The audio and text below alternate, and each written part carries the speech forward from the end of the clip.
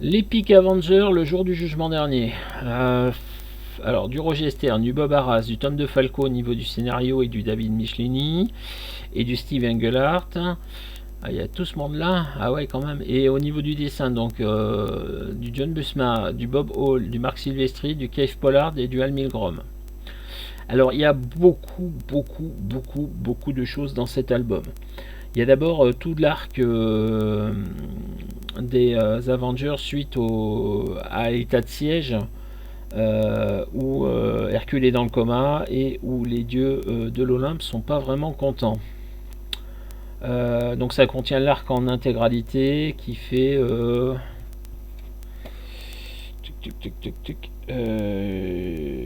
8 épisodes du coup. Donc ça c'est une première partie. La deuxième partie qu'on va trouver dedans, c'est la mini-série Avenger vs X-Men avec le procès de Magneto, paru à l'époque dans un RCM. Je vois pas trop l'intérêt de cette mini-série du point de vue Avenger, puisque c'est clairement une série centrée sur Magneto et sur les mutants. Mais bon, elle a le mérite d'être dans cet album et c'est une très bonne mini-série, donc aucun problème. On a les deux annuels donc de 1987, donc l'Avenger des West Coast l'annuel des West Coast Avengers et l'annuel des East Coast Avengers, puisqu'à l'époque il y avait deux équipes, une sur chaque côte des États-Unis, qui est une suite au Trophée des Champions. Et où Hawkeye piège le grand maître pour solutionner à la fin. J'ai trouvé ça, le fait que ce soit lui qui joue et qui en plus triche pour gagner,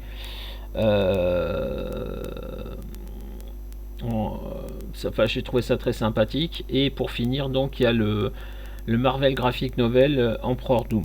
Alors, je vais dire sur cet aspect-là, sur l'aspect Emperor Doom, j'ai exactement le même problème pour cette histoire en format épique que j'avais à l'époque pour l'épique du Docteur Strange qui contenait Triomphe et Tourment avec le Docteur Strange en binôme avec le Docteur Doom.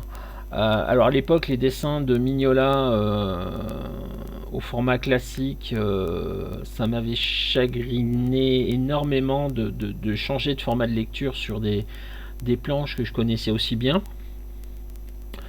Là, l'artiste qui a fait cette histoire, je ne sais même plus qui c'est. C'est Bob Hall. Le fait de passer du grand format au petit format, ça reste gênant, mais c'est quand même nettement moins gênant que ça n'avait été sur le Triomphe et Tourment. Donc bon, il faut s'adapter. C'est des planches qui sont retaillées, retravaillées pour coller au format classique. Ça passe. C'était nettement plus gênant, encore une fois, sur un artiste aussi expressif au niveau de son dessin que Mignola. Maintenant,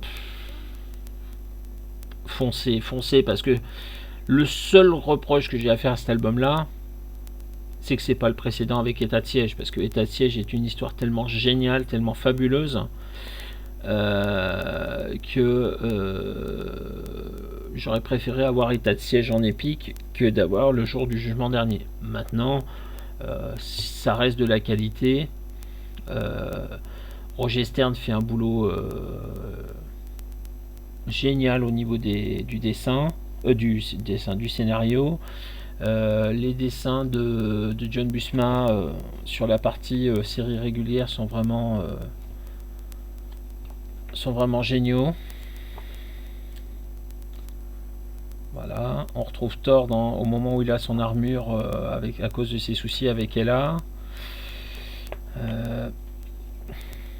Là, c'est la mini-série dessinée par Silvestri.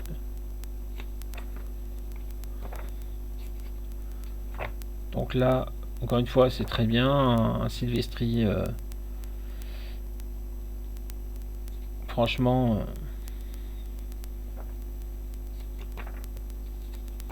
débutant, mais c'est pas mal. Là, on est sur le premier des deux annuals. Donc on commence par celui des West Coast Avengers.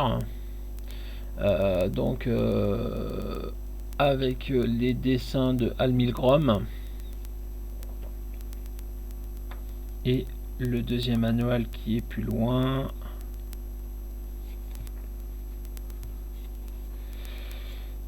Hop. Où là c'est Bob Hall qui dessine. Voilà, et là c'est l'annual des Avengers. Ouais, donc un bon petit épique pour 30 €, de quoi passer un bon moment de lecture en plein cœur des années 80. Encore une fois, tout ça, ça sera publié dans les intégrales Avengers. Donc, est-ce que c'était ça qu'il fallait sortir en épique?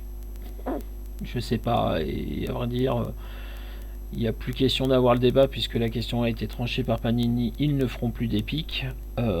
C'est tellement dommage. Mais bon, c'est comme ça. Voilà. Et on va passer à ma dernière lecture du mois.